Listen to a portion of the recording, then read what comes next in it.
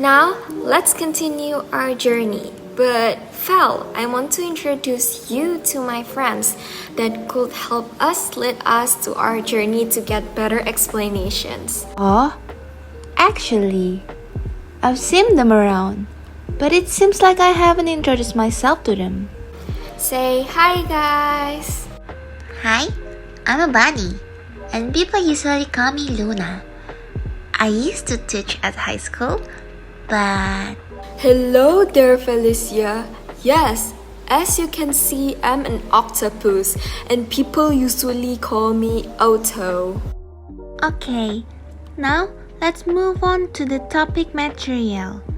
Eugene, please explain what is operation management. Operations is an activity that will create values from materials and services to the process of input to output.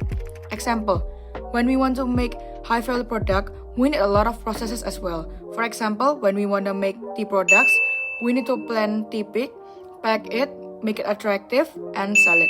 Each of these stages is called as process or supply chain and is included in the operational management. Oh, I see. But Felicia, what's the purpose of studying operation management? There are three main functions in studying OM. Namely, we want and need to know how goods and services are produced. Example, by studying OM, we can make the products made more efficiently and cheaper, resulting in good things for the company. Besides knowing the main functions, we also need to know what operation management managers do. Moving on to Cynthia. So, what an operation management manager does is the first one is planning. So, they plan out the production process. And then the second one is organizing. So, they're sorting out which production processes can be streamlined. And then the third one is staffing. So, they do shaping the spirit of employees so that they can help each other in the production processes. And then the fourth one is leading. So they organize all the production processes. And then the fifth one is controlling. So they continuously monitoring the production activities and evaluating. The main thing is to know the 10 strategy decisions.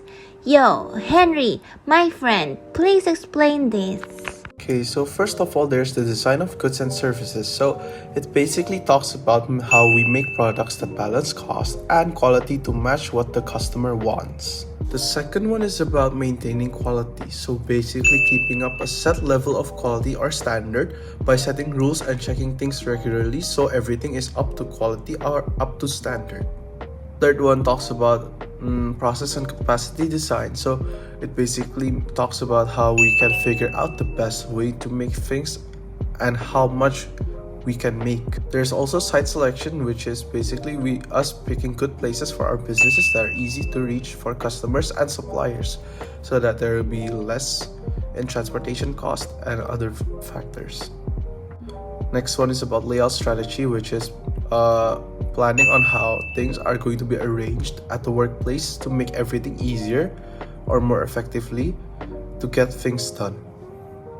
There's also human resources and work design, which is to decide how to manage people and what their jobs will be. There's also supply chain management, which is how to organize how things will move from suppliers to the customer smoothly and most effectively. There's also inventory management, which is to keep track of what we have in stock and how much we need to meet the customer demand or market demand.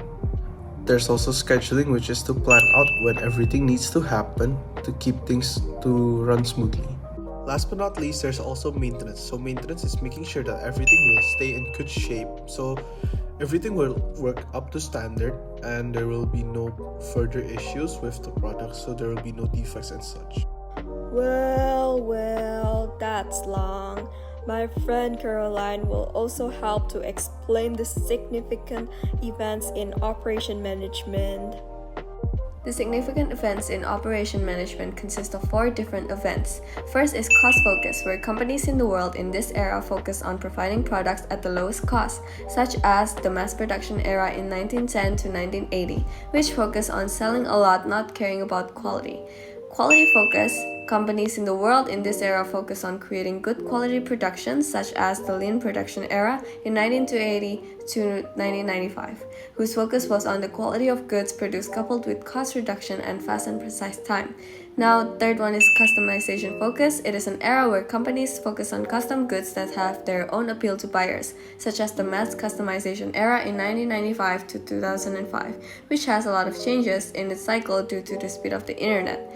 Now, fourth is the globalization focus. It is an era that focuses on improving a global or worldwide scale, such as the globalization era in 2005 to 2020. Companies have a wider production scope so that the organization of operations will be more difficult.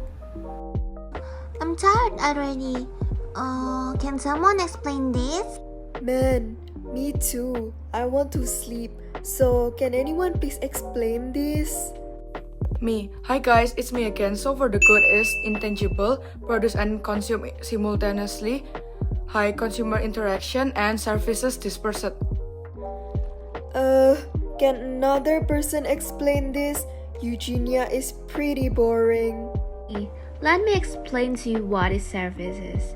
The difference of goods and services is tangible. Product can usually be kept in inventory, limited customer involvement in production, and the last one, service is produced at a fixed facility. Now that it's over, it's time for us to sign out. Yes, right, Otto? Yes, Luna. Let's take a rest. Alright then, Good goodbye. day.